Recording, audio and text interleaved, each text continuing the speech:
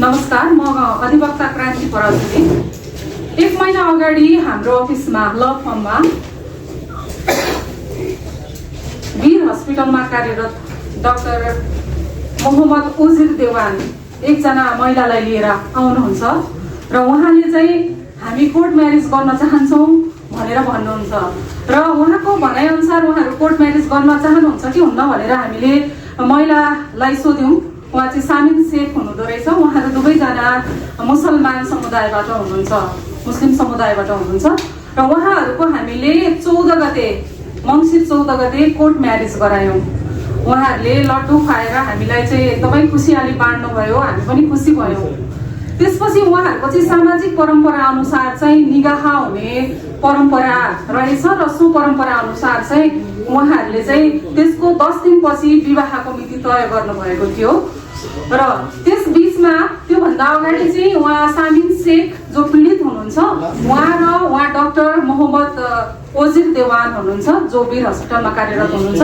उहाँहरूको चाहिँ प्रेम सम्बन्ध भएको 7 वर्ष भइसकेको कुरा चाहिँ उहाँहरूले इजलासमा अदालतमा पनि न्यायाधीशको अगाडि भन्नुभएको थियो र सोही अनुसार उहाँहरूको चाहिँ कोर्ट म्यारेज भयो।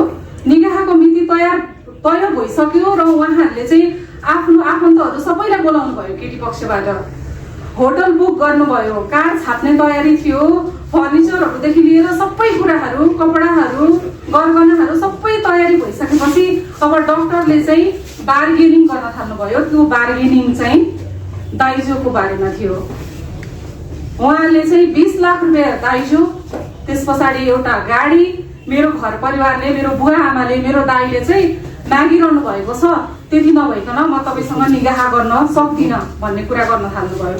त्यस पछाडि उहाँले चाहिँ जो पीडित हुनुहुन्थ्यो उहाँले चाहिँ हामी कानुन व्यवसायीहरूलाई आएर सुनाउनु भयो, म्याम यस्तो भनिरहनु भएको छ, अहिले तुरुन्तै 20 लाख रुपियाँ दिन सक्ने हाम्रो अवस्था छैन होइन। उहाँ जो सामिन शेख हुनुहुन्छ पीडित, उहाँको चाहिँ फार्मेसी उहाँ चलाउनुहुन्थ्यो र उहाँले बिस्तारै बिस्तारै गरेर 1-1 लाख रुपियाँ गरेर म कमाउँदै बरु म दिउँला भन्ने कुरा गर्दाखेरि उहाँले चाहिँ 3 लाख रुपियाँ पैसा चाहिँ आफ्नो खाताबाट डाक्टरलाई पठाएको ट्रान्जेक्सन पनि छ मसँग।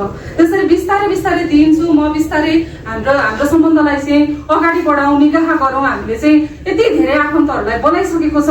हाम्रो चाहिँ यसरी एकैचोटि बिहे क्यान्सल हुँदाखेरि चाहिँ हाम्रो समाजमा मेरो हजुरबुवा हुनुहुन्छ, मेरो बुवा हुनुहुन्छ, हामी यति धेरै आफन्तहरू छौँ, म आमाहरू हुनुहुन्छ, मेरो चाहिँ बेइज्जत हुन्छ, प्लिज यस्तो नगर्नुहोस् भनेर धेरै रिक्वेस्ट गर्नुभयो।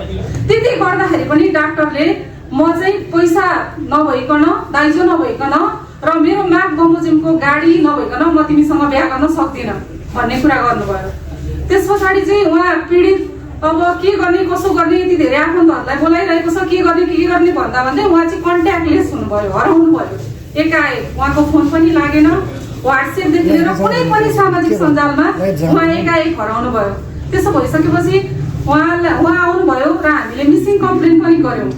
अनि त्यसपछि एकैचोटि उहाँले चाहिँ अरू आफन्तहरू लगाएर उहाँलाई चाहिँ मसँग बिहे के अरे यो चाहिँ डिभोर्स गर नत्र भने चाहिँ म चाहिँ मारिदिन्छु होइन, मार्ने धम्कीदेखि लिएर अरू धेरै कुराहरू गर्न थाल्नुभयो।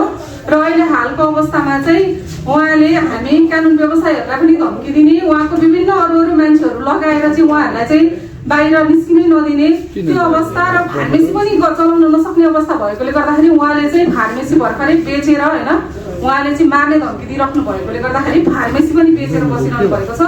7 वर्षसम्म प्रेमको नाटक गर्नुभयो।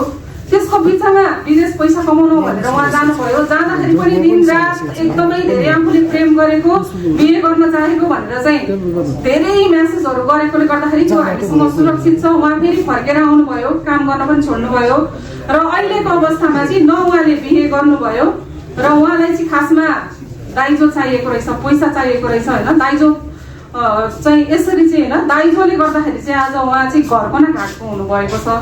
यो अवस्था छ अहिले पीडितको। र त्यो उहाँ डाक्टरको चाहिँ हामीले उहाँ कस्तो मान्छे हो भनेर हेर्दाखेरि चाहिँ उहाँको चाहिँ धेरै योभन्दा अगाडि पनि मुद्दाहरू परिसकेको रहेछ। अरू महिलाहरूलाई पनि यसरी नै प्रेमको नाटक गर्ने, त्यस पछाडि चाहिँ दाइजो माग्ने र दाइजो पायो भने दाइजो लिने अनि बिहे नगरिकन 1-2 महिना फरार हुने, भाग्ने, त्यस्तो खालको चाहिँ उहाँको अरू समस्याहरू पनि भएको। र वीर हस्पिटलमा पनि उहाँले चाहिँ विभिन्न बिरामीहरूलाई चाहिँ अर्को हस्पिटलमा पठाउँदै बिरामीहरू बेच्ने र उहाँ बिरामीहरूबाट 20,000 30,000 लिएको भनेर चाहिँ उहाँको विरुद्धमा मुद्दा पनि परिसकेको रहेछ। त्यो मुद्दाको पनि हामीसँग प्रमाण छ र त्यस्तो व्यक्ति हुनुहुँदो रहेछ। उहाँहरू पीडितहरू चाहिँ उहाँ राम्रो मान्छे हो, डक्टर हो भनेर चाहिँ उहाँहरू फस्नुभयो र आज चाहिँ उहाँ पीडित बहिनी सामिन शेख चाहिँ एकदमै धेरै अन्यायमा पर्नु भएको छ र यस विषयमा चाहिँ अन्यायमा परेको दाइजोको कुराले गर्दाखेरि बिहे नभएको भनेर चाहिँ उहाँ चाहिँ जिल्ला प्रहरी परिषद भद्रकालीमा जाँदाखेरि उहाँको मुद्दा दर्ता नभएको, उहाँको जाहेरी चाहिँ दर्ता नभएको अवस्था छ र यो अवस्थामा उहाँले चाहिँ न्याय पाउनुपर्ने हो कि होइन भन्ने प्रश्न चाहिँ हामीमा